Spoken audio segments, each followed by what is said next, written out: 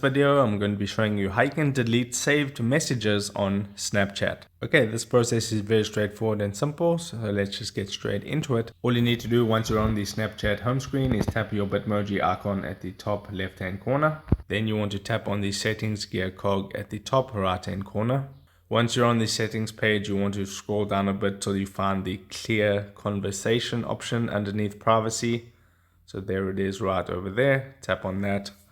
And now that's going to show you a history of all your conversations.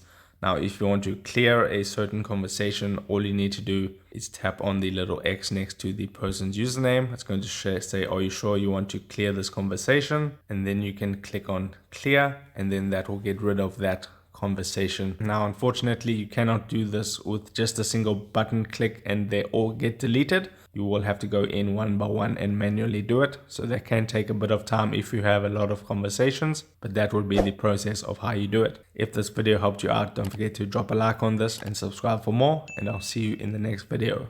Take care.